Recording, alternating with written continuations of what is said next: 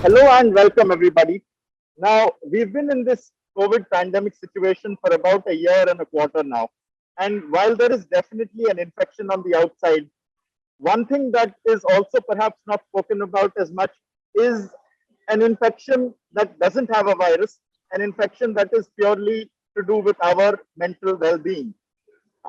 Because people have had to change their behavior so much, so many restrictions, so much change essentially from what we were used to for such a long time.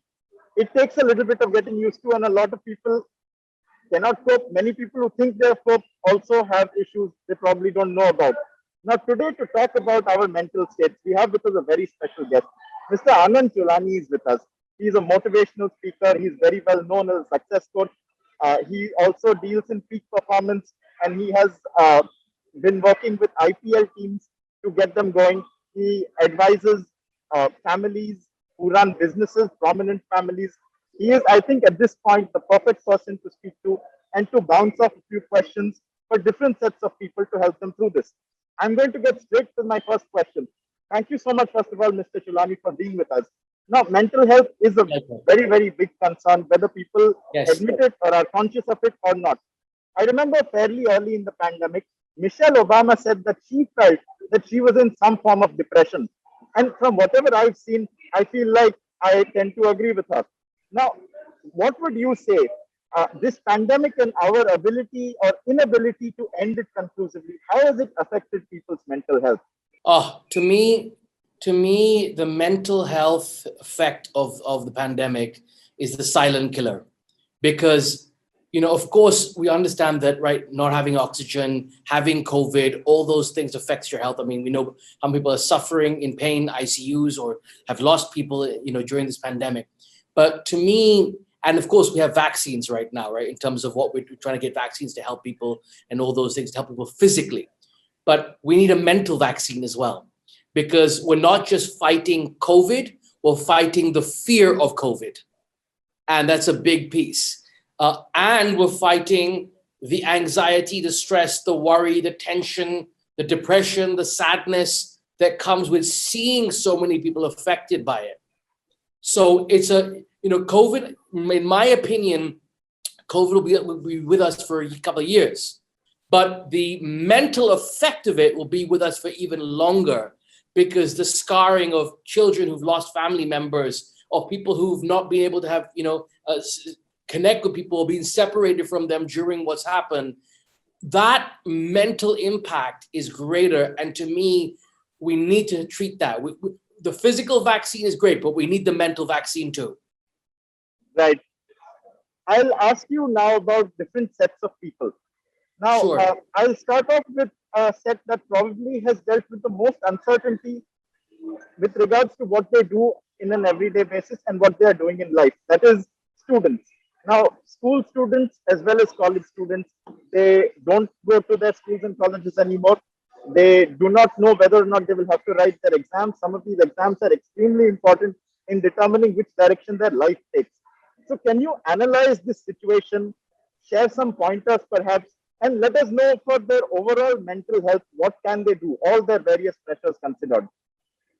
Sure, great question. I think the answer to that is very simple. Students are suffering or going through a difficult time because you're talking about someone in the prime of their life, right? The early part of their life, they're eager, they're excited, there's energy, and then there's challenges, right? We don't know what's going to happen. Will I go to college? Will my class think? Are exams happening? Are they not happening? There's so much uncertainty in that.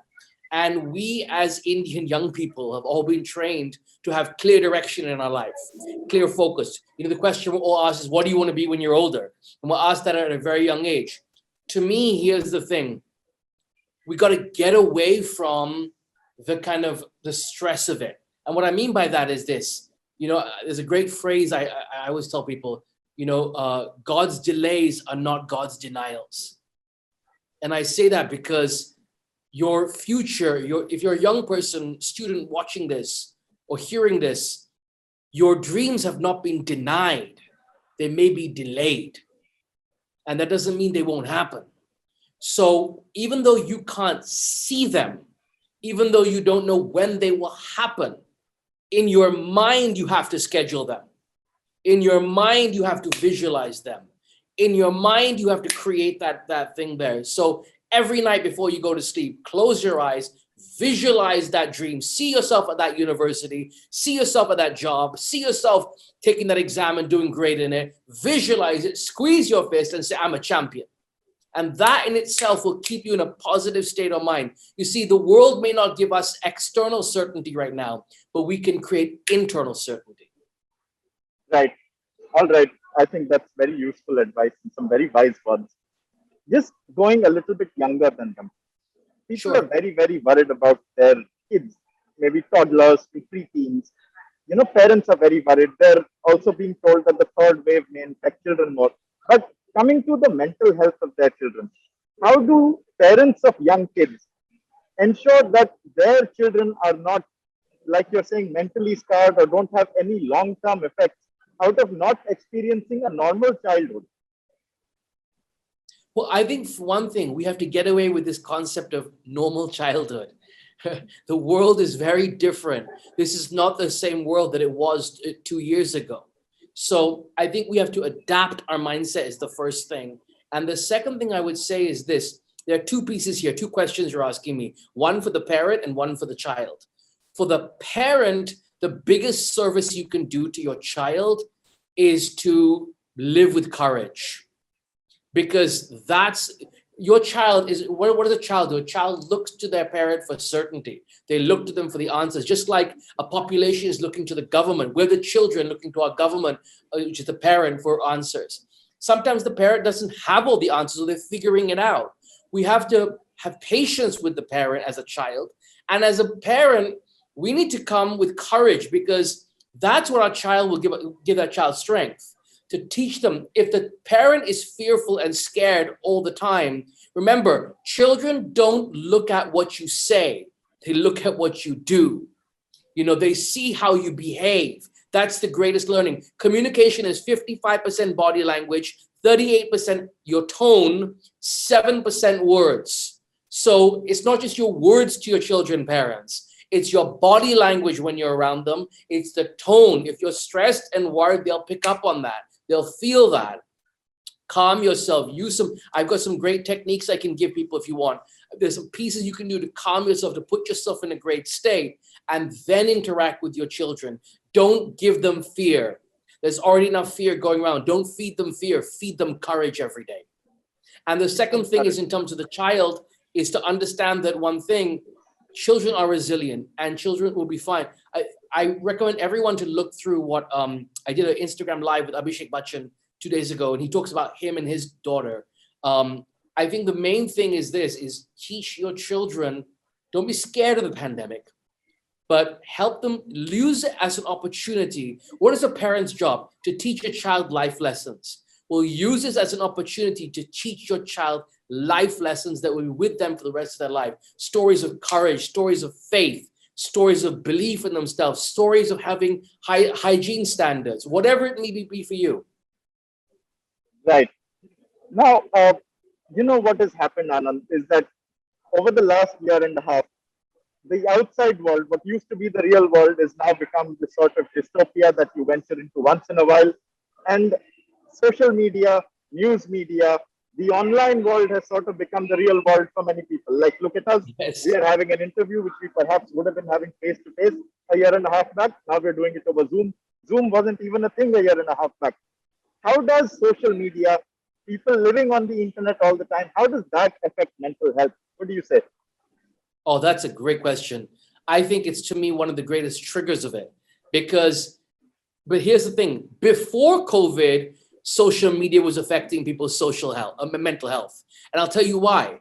Because we were all in the comparison game, right? We go there, we compare ourselves to other people, we compare ourselves to celebrities, to this. We're in the comparison game. Social media, in my opinion, it's not a accurate reflection sometimes of people's life. It's a reflection of the life that I want to project to you. It's a marketing thing. It's me telling you the life I have, and then you looking at my really cool life and feeling down about your life, and then comparing yourself to my life, and then that makes me feel bad. But the biggest thing we can say is social media is not the problem. It's how we use it. It's like money's not the problem. It's how we use it. Same thing here. Social media is very powerful. It can help get aid. It can help collect money. It can help fundraise. It can do powerful resources. The question is, how are you using it?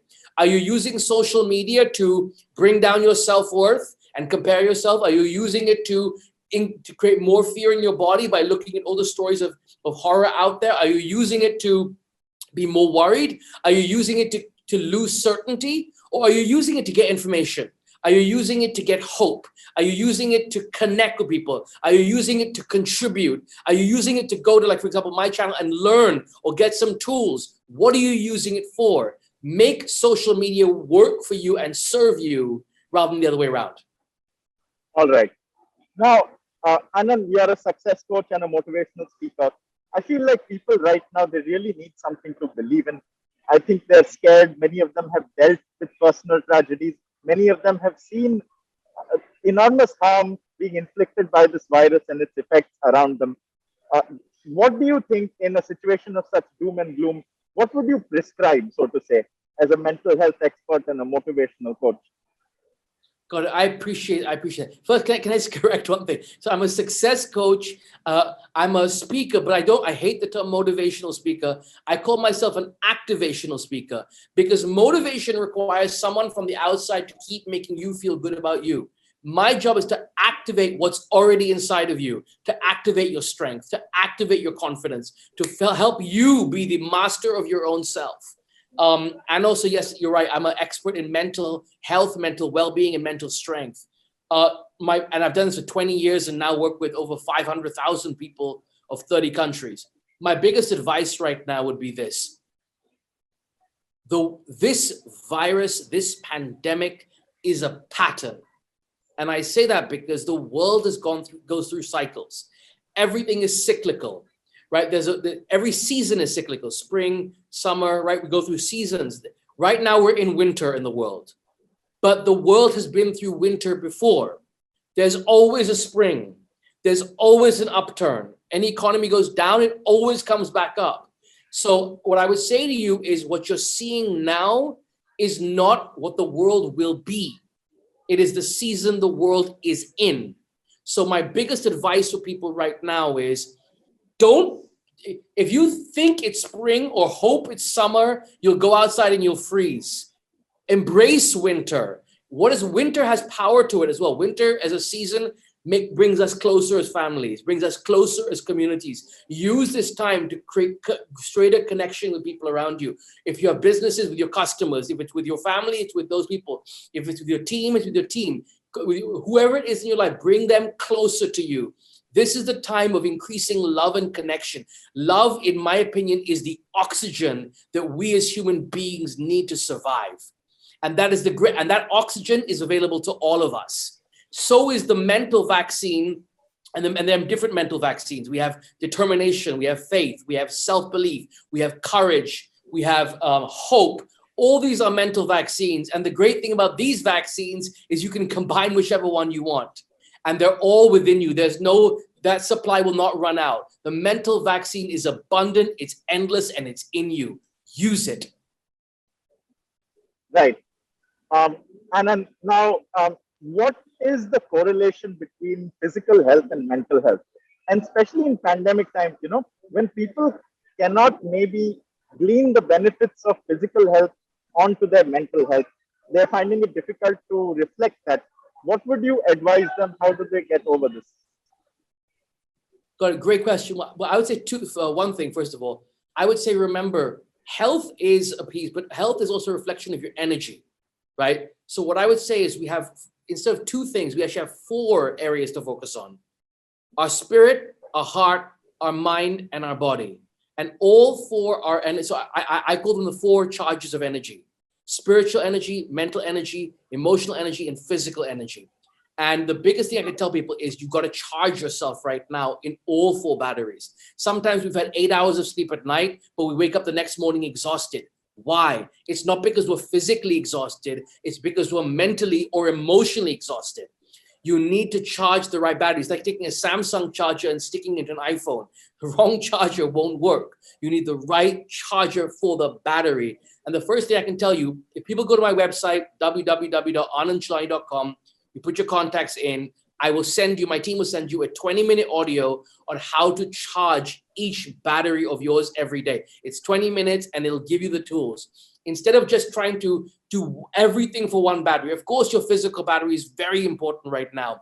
But if you don't take care of the mental and emotional, it will affect the physical. And the one that's going to give you the most sustainable energy is your spirit. That's why we call it inspiration. It's the spirit in you. Now, spirit energy could come from faith in God. It could come from a vision in your life that pulls you forward. You know, so many people right now, if I tell anyone, I've worked with people who are in comas, I've worked with people who are in hospitals. If you have a powerful vision in your life, it sends a message to your body to fight, to live, to be there. It gives you a reason to take care of yourself. It gives it a reason. Your body needs a reason to show up every day. Your spirit and your heart can give it that reason. Think, you know, I tell people, if you have a family member right now in a hospital, get the nurse to play a recording of the family saying, I love you, I love you, I love you, I love you, I love you, I love you, on a loop that will emotionally engage that patient and give them strength. Tell them a vision of what their life is to look forward to once they get through COVID. You'll have grandchildren, you have this to look forward to. Give them reasons to come through. So charge your spirit battery, charge your emotional battery, charge your mental battery by controlling your thoughts. This thing here, this mind, does not control us. It's a computer. We can direct it or it can direct us. Fear is an undirected mind. Faith is a directed mind. And once you get all those three in alignment, the body hears. The body is not our issue a lot of times. Our bodies are extremely strong, extremely resilient. Anyone here on this who's watching this, who's been through COVID, who survived COVID, you didn't get COVID because you're weak. In fact, the thing is this, you had COVID, you got through it. Instead of looking back at that moment going, oh my God, my body's so weak, I got COVID. Look back at that moment and go, I had COVID, I survived it. Wow, how powerful is my body? How resilient is my body? See the power in your body. Believe in your body. Your body's your heart beats you every day without you speaking to it. It shows up. It's your mind that's the one that can misdirect the body and make it feel weak. And there's a very powerful phrase I'm going to give you. What we believe becomes our reality. If you believe you're weak and you're helpless, your body will respond to it. Empower your body with empowering beliefs. I'm strong, I'm resilient, I'll find a way. Whatever mantra is powerful. That's why we have mantras. They are things that send messages to our body, that direct them and put them in the right direction. All right. All right. Now, Anand, you've worked with a lot of sports persons. They are used to dealing with high pressure circumstances and situations. From your knowledge of working with them, can you share some tips and tricks and strategies that perhaps they employ that we could use? Sure. Athletes play high pressure situations all the time, right? So how do we're playing a high pressure situation right now, right? COVID is the opponent we're facing in this IPL match called life. The thing is this, if we go, what are the keys to doing that? We must be prepared, like an athlete does, they prepare for a game. We must be prepared for this opponent. So we must go in there having vitamin C, having zinc, having all the things to take care of ourselves. We must have all the supplies we need, like an athlete needs their supplies on the field, right? We need the support group around them. So like an athlete has a team around them in cricket, we need the right team around us in this thing. We need our family, our friends, our doctors, whoever those people are to support us, our coaches. The media is part of our team, right? In some ways. So we need those pieces, but then also we need to have the right mindset around it, because athletes can go out there, and what stresses out athletes is one thing: expectations, right? They are scared because, oh my God, I expect myself to do well, and will I do well? Will I not do well? Will I not do the get rid of? And in the same way, what stresses us out right now? Why are most people unhappy? Because the world is not what they expected. Because things in life are not happening the way we expect them to. And my biggest thing I tell athletes, and I tell people as well, trade your expectations for appreciation. I tell athletes, instead of the expectation, I have to go out there and perform, look at it as a gift. I get to go out there and perform. I get to live my dream. I get what a gift from God I have that I get to. I told IPL guys right now in the bubble, I said, instead of stressing out about what's going on, look at the gift you have. You're bringing hope to so many people. You get to play the game you love. So many people do careers they don't enjoy. Look at that. Appreciate what you have instead of what you don't have. And that's the message for people right now. Trade your expectations for appreciation, because when you can appreciate the moment, you can enjoy it. And I'm not saying now is about fun, but you know what? We took pre-COVID, we took things for granted. Everything. We took family for granted. We took life for granted. We took, you know what? We took oxygen for granted. And oxygen is the one thing that every person has, whether you're a billionaire or whether you're in a slum. It doesn't matter. Oxygen is the one thing we all had equal access to in life. If nothing else, I hope COVID's taught us to really appreciate and value this resource. And that's what I would say. Come from appreciation. And if you can do that, you'll be in the moment. And if you're in the moment and if you're present, you can respond to whatever life is throwing at you or bowling at you. All right. Now I'll come to my last question. I am simply going to ask you to list 3 things that people should do to safeguard their mental health and 3 things they should avoid. Great. I think in terms of avoid, what I would say is,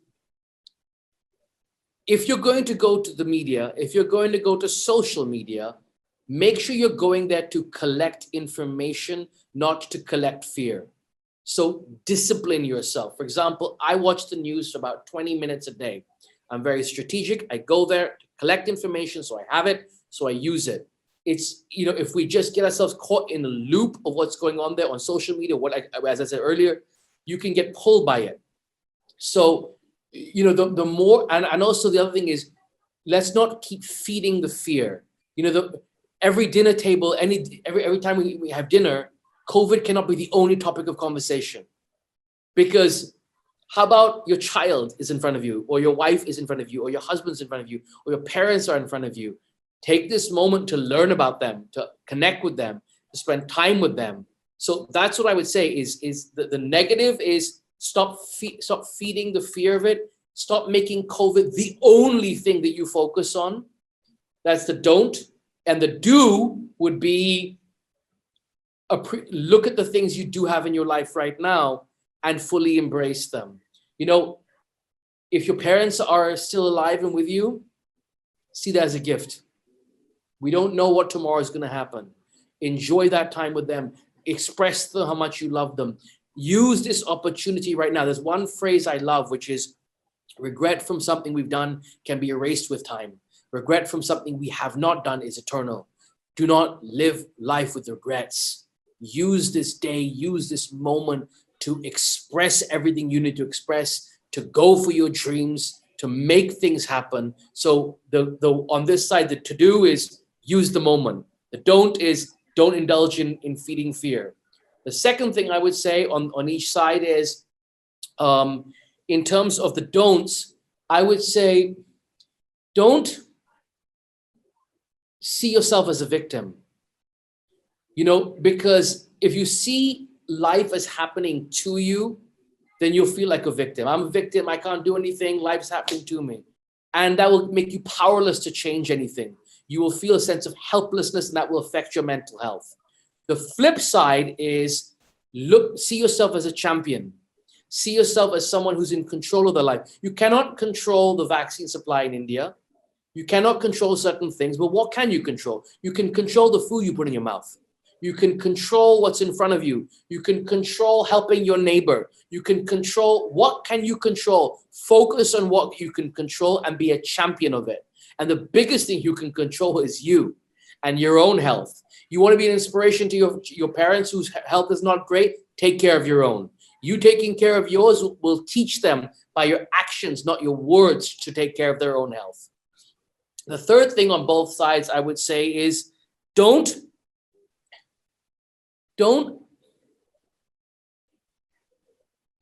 don't see yourself as less.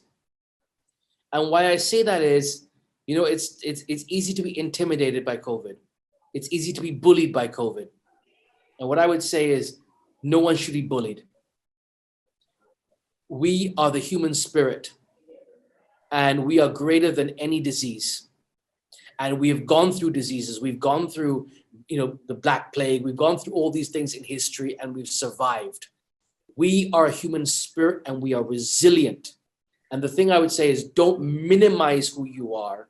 Instead, maximize who you are and see who you really are. You are the human spirit. You are eternal. You are unstoppable. And have one belief I recommend to people: nothing outside of me is greater than what's inside of me. And if you have that belief that my spirit is part of the human spirit, it's survived, it's gone through these things, it's resilient, it'll get through it, it'll come to spring again into a new season. That belief, that faith is magic. Faith and love to me are if I would say oxygen, love is our oxygen, faith is our ventilator. Right, right. That's great. Thank you so much, Anand. I think one of the things that you said that will perhaps stick with me is the fact that you said that the pandemic you see lasting for another year, but the mental health effects that it's caused may last a lot longer than that. But hopefully not with some of the tips and tricks and some of the activation that you have shared with us. I think a lot of it is invaluable and very, very wise.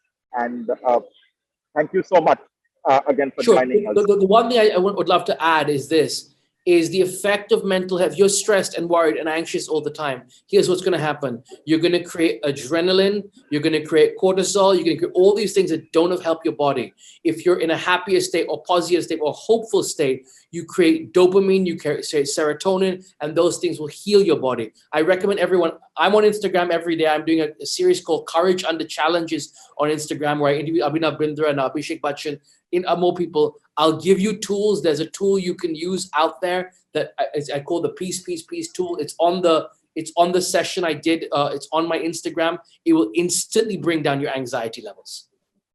Wonderful, wonderful. Thank you so much, Anand, for joining us. We wish you the best of health. Do take care. And Anand Chulani, everybody. Thank you. God bless you. And thank you for your amazing work. Thanks.